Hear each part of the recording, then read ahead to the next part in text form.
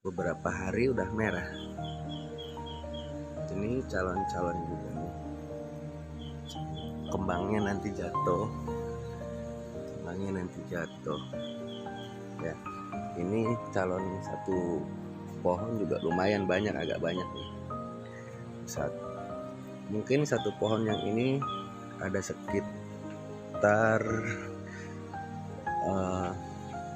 15 lebih kayaknya. Oke ya.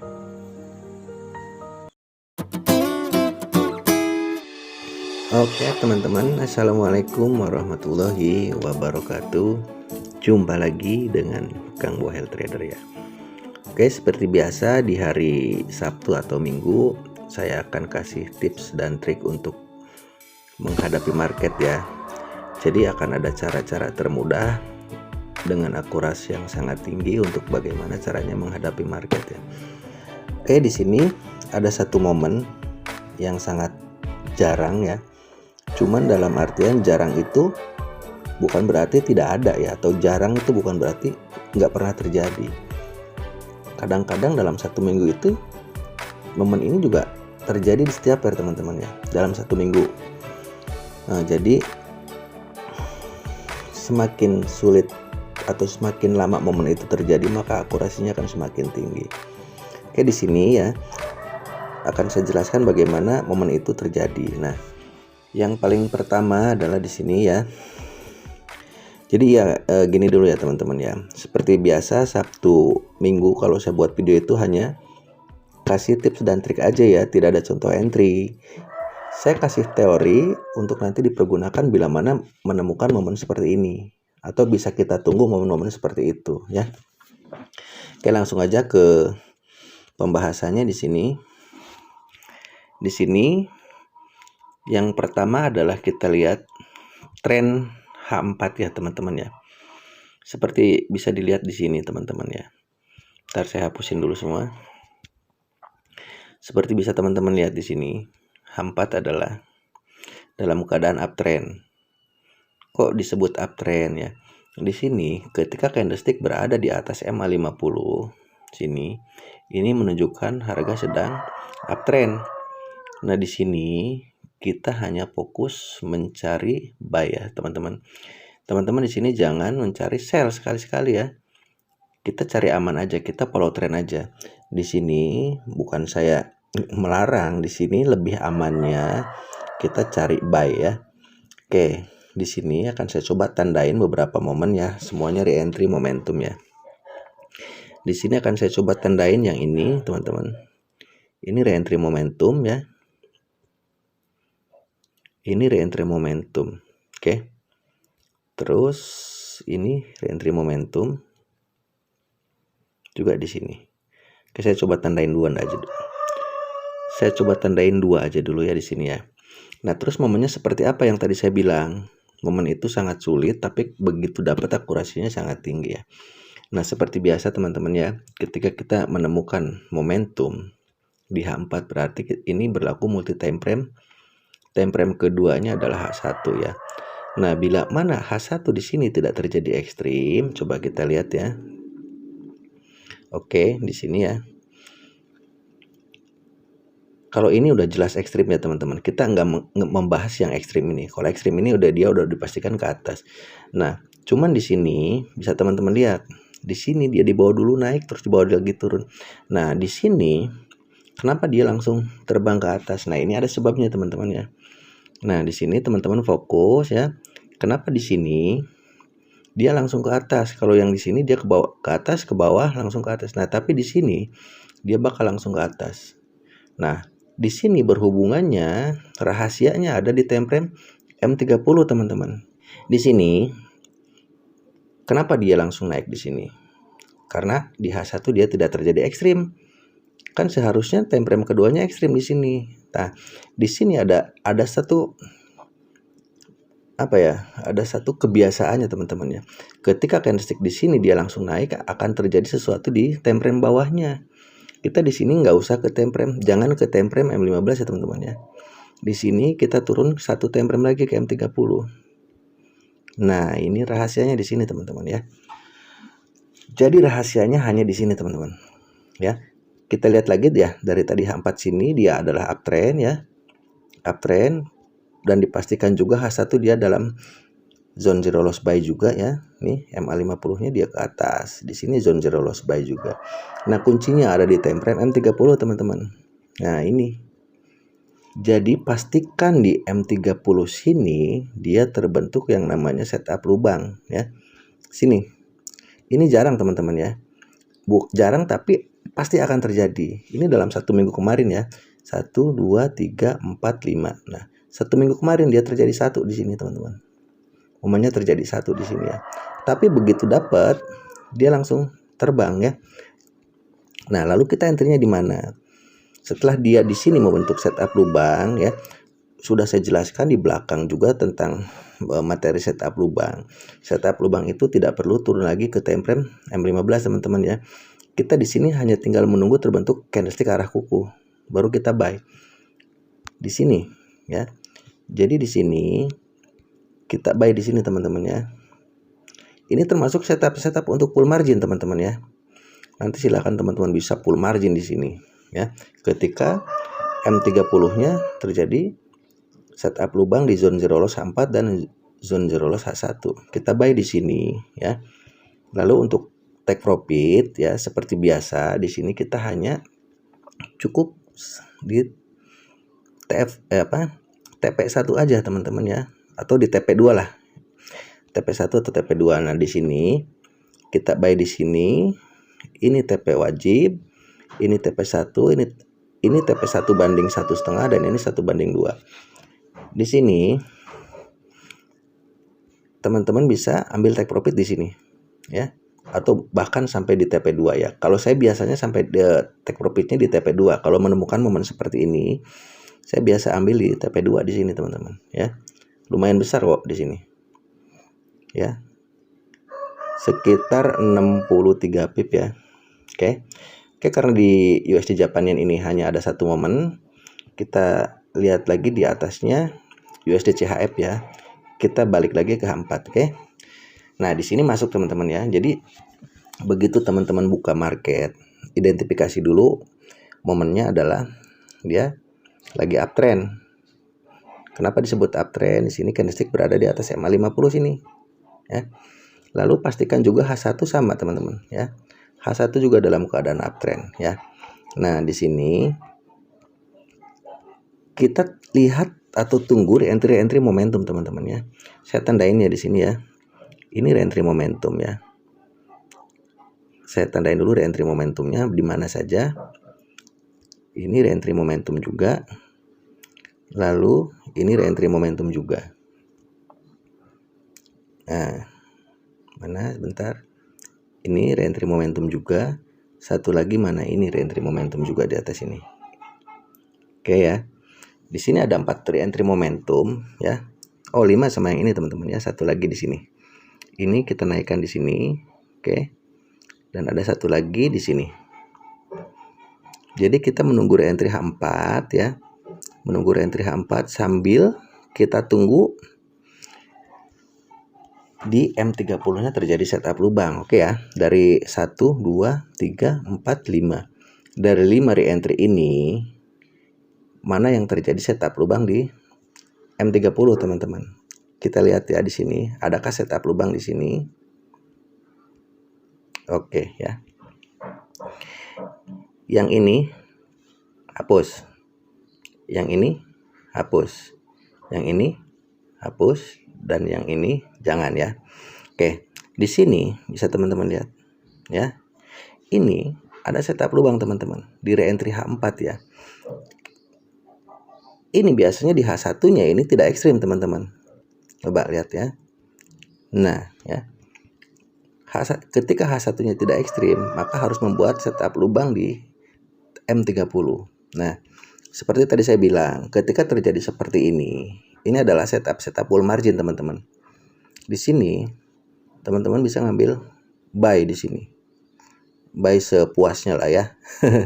Yang nggak begitu juga ya, tapi kita perhitungkan juga risikonya. Di sini tetap stop loss di sini ya. Stop loss di bawah ekor ini ditambah spray di sini. Dan setelah terbentuk candlestick arah kukuh di sini, harganya langsung melesat ke atas. Kita tarik lagi Fibonacci-nya. Seperti biasa kalau saya di sini ya, kalau terbentuk setup lubang saya pasti ngambil TP2 teman-teman di sini. Oke. Nah, dan di sini. TP saya di sini. Selalu di TP2. Oke ya di sini ya. Lumayan. Di sini sekitar 33 pip ya. Oke. Terus yang satunya tadi di atas ya di sini terbentuk setup lubang juga sama. Oke, ini ya. Ini juga sama terbentuk setup lubang di sini. Terus kita buy-nya di mana, teman-teman? Di sini, ya. Tapi ini setup lubangnya agak kurang baik ya, teman-teman ya. Karena dia breakout dulu MA50 ya di sini. Jadi, walaupun ini membuat setup lubang gitu ya. Tapi ini kurang bagus karena dia breakout dulu walaupun dia balik lagi ke sini. Kita coba ukur ya dengan Fibo sampai nggak di TP2.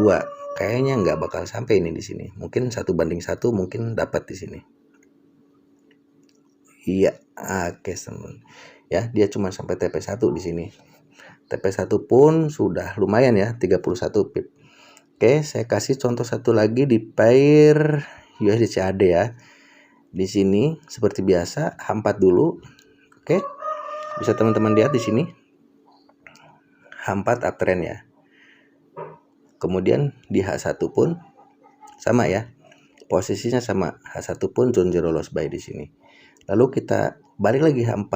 Jadi yang pertama kita buat tuh H4. Nah, di H4 ini kita hanya menunggu re-entry-an, teman-teman. Mana re-entry-nya di sini ya? Oke. Ini di sini ada re-entry. Kemudian mana lagi? Ini di sini ada re-entry ya, teman-teman. Sini.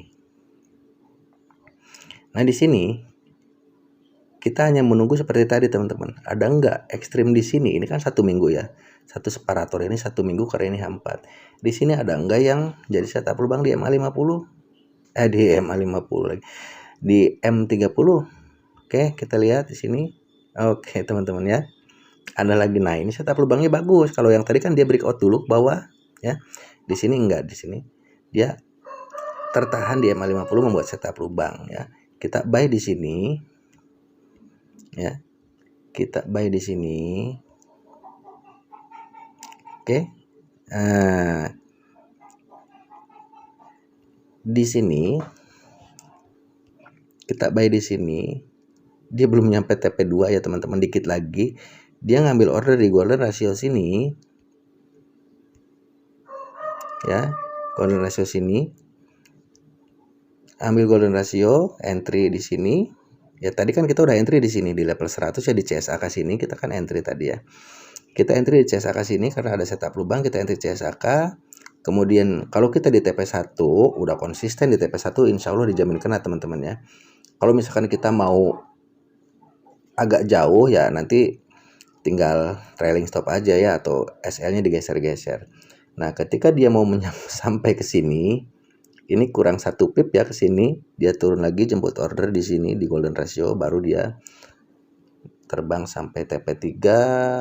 Nggak, belum TP30 ya, malah turun ya. Biasanya TP30 terus TP70 ke atas. Oke, coba saya satu lagi deh di GBP/USD ya. Di sini identifikasi dulu ya.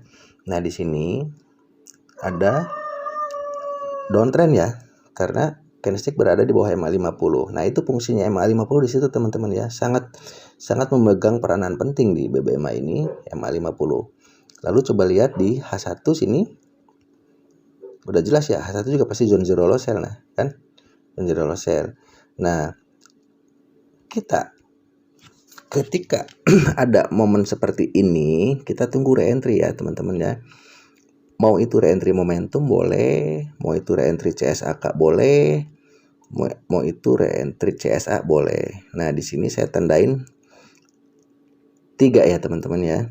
Di sini saya tandain 3 re-entry nih. Ini re-entry CSAK, ini re-entry momentum, dan ini re-entry momentum. Nah, di antara ketiga ini ya, kalau kita lihat di H1, maka yang ekstrim adalah yang ini. Terus mana lagi? Nggak ada ya, cuman yang itu. Nah, di sini harus ada yang di M30 itu terjadi setup lubang teman-teman. Pasti ada, saya yakin di sini pasti ada nih. Oke, nah ini ya. Nah, ini seperti yang tadi, ini dia breakout dulu ya teman-teman ya. Ini kita bahas dari yang atas dulu. Di sini dia breakout dulu. Kemudian dia baru masuk sini ya. Di sini teman-teman juga boleh ambil ya. Nggak masalah. Di sini yang penting tetap jaga resikonya ketika ngambil di sini. Ini juga kan lubang ya. Ini lubang seperti yang sebelumnya juga kan sama setup lubang, terus dia breakout MA50 lalu masuk lagi ke sini membuat ekstrim. Jadi CSAK kita sell di sini. Kita tarik pivot seperti biasa ya. Nah, sini dan sampai sini. Oke, sampai ya di TP2 sini ya. Sampai di TP2 sini. TP2 besar sekali teman-teman karena GBP USD ya. Di sini 60 pip ya. Dari sini ke sini 60 pip. Oke, kita hapus yang ini. Lalu di mana lagi yang terjadi setup? Nah, ini teman-teman. Ini menjadi setup lubang nih ya. Ekstrim setup lubang. Ini yang paling saya senang tuh momen seperti ini teman-teman ya. Dia nggak breakout dulu ke atas, dia ekstrim langsung jadi setup lubang di sini dan kita sellnya di sini. Setelah menjadi CSA ke sini, kita sell di sini. Lalu tarik pivotnya. Nah, di sini untuk teman-teman yang suka-suka entry-nya agak barbar ya bisa dipergunakan ya. Sini sampai TP2 di sini teman-teman ya. Sampai TP2 di sini. Ya. Sampai TP2 di sini. Dapat berapa tuh? Silakan. Dapat 76 pip ya teman-teman ya. Nah, jadi seperti itu ya. Ini hanya berdasarkan pengalaman saya aja. Jadi momen-momen seperti ini walaupun jarang ya, tapi pasti ada dalam 1 minggu itu. Ini kan banyak pilihan pair ya di sini ya tuh. Ini dalam salah satunya ini pasti ada teman-teman. Dalam 1 minggu ini kan tadi ada di USD CAD, USD CHF, New Zealand USD sama AUD USD. Mungkin di Euro USD juga ada. Ya nanti teman-teman silahkan di backtest aja ya. Intinya di sini yang mau saya tekankan adalah pertama identifikasi market dulu ya. Ketika pagi-pagi kita membuka market, kita buka identifikasi market. Seperti ini, kita cari peluang sell aja ya. Kita cari peluang sell di re-entry H4 yang menjadi setup lubang di M30. Itu aja ya kata kuncinya. Cari re-entry H4 yang menjadi setup lubang di M30. Itu akurasinya sangat tinggi teman-teman ya. Akurasinya sangat tinggi. Silahkan nanti di backtest. Nanti dicoba dulu di akun demo 1-2 bulan. Habis itu coba di akun Sen. Kalau udah bener-bener dapet feel-nya, kita udah yakin, baru kita masuk akun standar. Nah, caranya seperti itu ya teman-teman ya. Oke, mungkin itu aja yang bisa saya sampaikan hari ini ya. Mudah-mudahan teman-teman semua bisa profit konsisten, juga bisa sukses ya. Di sini saya bukan bermaksud mengajari teman-teman ya. Di sini saya hanya berbagi apa yang saya lakukan dan apa yang saya tahu. Selebihnya dari itu saya tidak ada maksud apa-apa ya teman-teman ya. Mudah-mudahan bisa dipahami dan mohon maaf kalau masih banyak kekurangan. Terus untuk teman-teman yang bertanya bertanya tentang broker, terus tentang apa-apa yang di luar yang saya terangkan gak bakal saya jawab ya. Di sini saya terus terang gak akan menjawab orang-orang yang menanyakan broker yang saya pakai. Di situ udah jelas ya, ada tulisan AX lah apalah di atas nih ya. Di sini udah jelas. Nah terus ini gak akan saya jawab. Kenapa? Nanti nggak proporsional teman-teman. Saya pasti membaguskan broker yang saya pakai dan menjelekkan broker yang tidak saya pakai ya. Jadi pilihan broker silahkan teman-teman. Saya nggak jualan afiliasi di sini. Saya hanya berbagi apa yang saya tahu dan apa yang saya gunakan setiap hari dan bisa menghasilkan. Itu aja teman-teman ya. Nggak ada maksud apa-apa. Oke, gitu aja. Semoga bermanfaat. Wassalamualaikum warahmatullahi wabarakatuh.